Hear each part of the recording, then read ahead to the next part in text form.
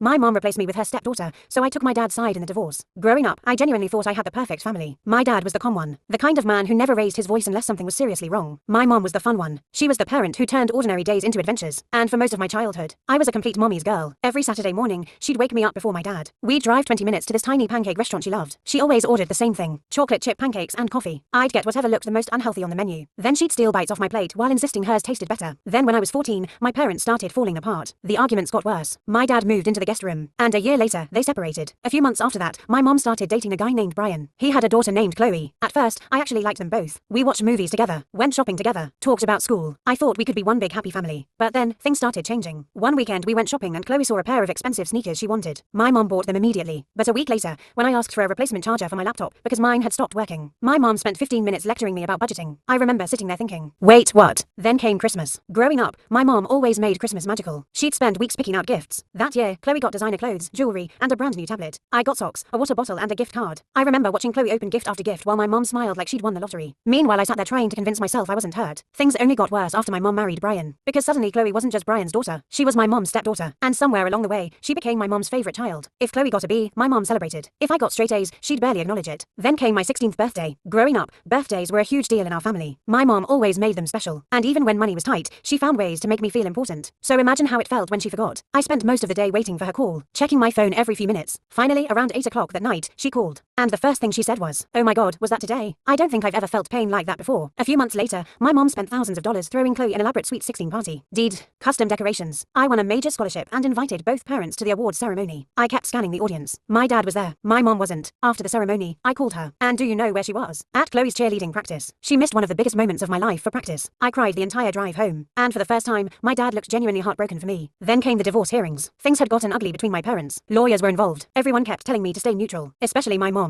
She acted like supporting her was automatic, like she hadn't spent years replacing me. Then one of my relatives accidentally told me something I wish I'd never heard. Apparently my mom had been telling people Chloe felt more like a daughter than I did. When I confronted her, she looked me in the eye and said, "Chloe actually appreciates me." That was the moment everything ended. So when the court asked who I wanted to live with during the divorce, I chose my dad, without hesitation. A few years later, Brian and my mom got divorced too, and suddenly Chloe disappeared from her life. Then my mom started calling me again, trying to reconnect. For a while, I ignored her. Then one day she finally cornered me during a family gathering. She pulled me aside and started crying. She kept talking about how she wanted her daughter back. Then she hit me with, "I don't understand why you're still so angry." And honestly, I started laughing. I looked her dead in the eye and said, "Have you tried calling Chloe?" She just stared at me. I continued, "Because every time I needed a mom, that's who you picked." Her face immediately fell, but I didn't stop there. I smiled and said, "Sorry mom, but I learned it from the best to replace family members whenever something better comes along." And without giving her a chance to reply, I simply walked away.